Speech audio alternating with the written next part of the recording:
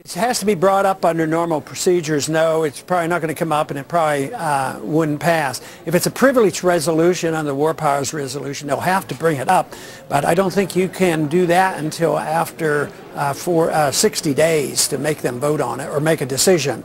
So, no, I don't think much is happening, but, you know, we have a continuing resolution coming up, right. And I've talked to a few people on this that we should work on the continuing resolution and just say defund it. That could happen quicker, and then they have to have the continuing resolution. So if we could put that amendment in there, this might slow things up.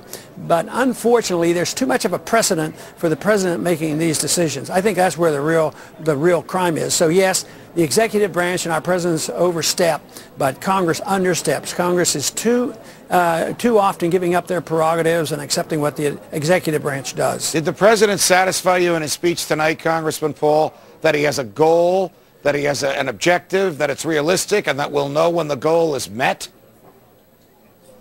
No, there's no way, because the way we're going in there, we don't know who the enemy is. It's an undeclared war. We don't know how long we're staying. So it's impossible for him to do it. Even if he stated it, it wouldn't mean a whole lot because of the conditions.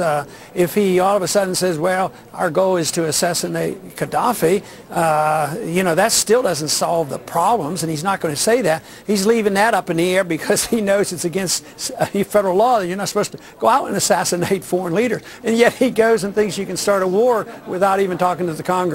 So it doesn't really add up. What is the realistic expectation of real anger on the part of the Congress from Republicans and Democrats? I don't know if you heard it, but shortly before you came on, Congressman Charlie Rangel was here. He agrees with everything you're saying about the president overstepping his bounds and violating the Constitution.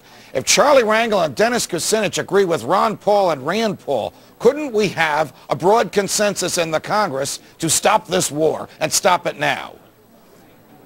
Well, you'd think maybe it was a hint about our coalition, you know, to get out of Afghanistan after 10 years, but we only had 93 votes on that. Right. So, no, I mean, you've heard some of the Republicans in leadership position, you know, they say we need to know more, but many of them are criticizing the president for not going in soon enough. Got it. You know, so a lot of Republicans will be there. So we have a ways to go, but we're making progress. The people I've been talking to, especially here at North Carolina State, there was a large agreement with what I'm talking about with Libya. Congressman Paul, thanks very much for joining us.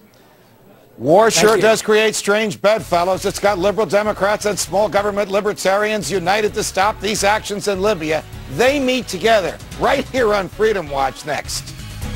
Not attacked the U.S. and has not threatened to attack the U.S. And if that country, according to our Secretary of Defense, is not an imminent threat to the U.S., can the president on his own, without a declaration of war from the Congress, invade that country? Tonight, President Obama and the war in Libya. You just heard President Obama defend his decision to go to war with Libya. He waited 10 days to give you an explanation for the loss of billions in military hardware and unknown numbers of human lives. 10 days ago, when he surprised the nation with the announcement that he had just dispatched U.S. jet fighters to establish a no-fly zone over Libya, he was in reality announcing a radical change in the relationship the United States has had with Libya.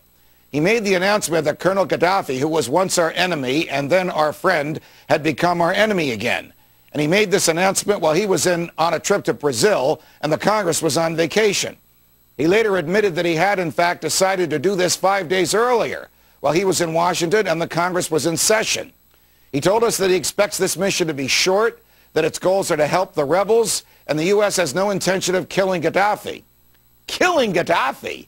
Just who does the president think he is? He can't lawfully kill Gaddafi unless the U.S. declares war on Libya. And the U.S. can't lawfully declare war on Libya unless it is a material threat to our national security.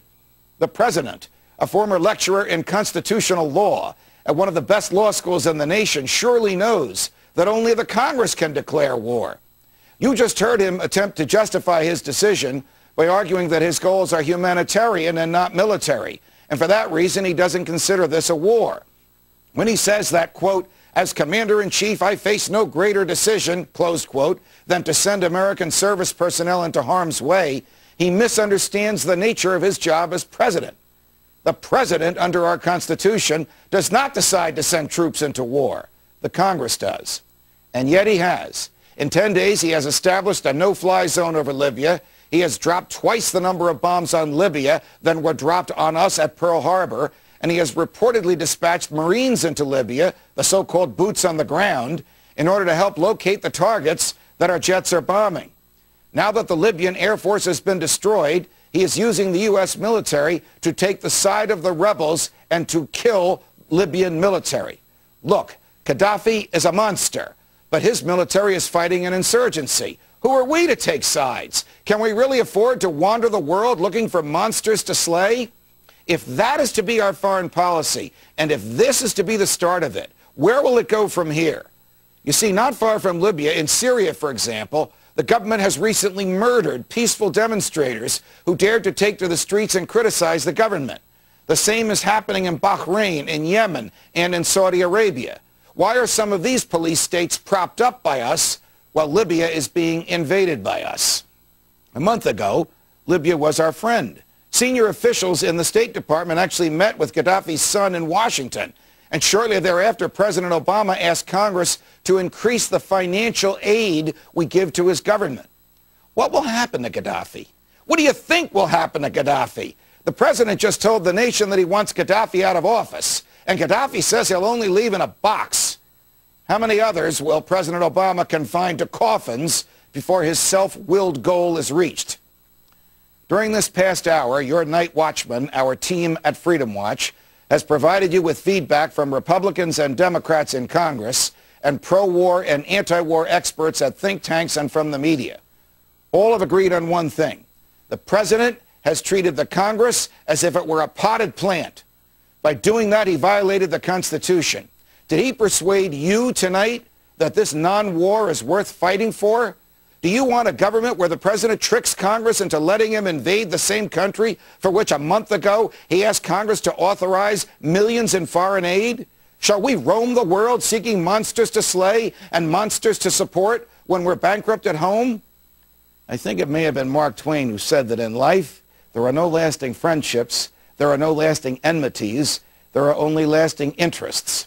It must be in the president's interest to wage this war. Is it in America's interest? Is it in yours?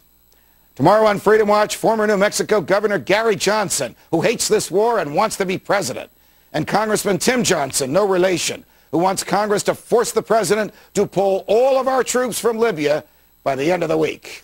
From New York, defending freedom every night of the week. So long, America.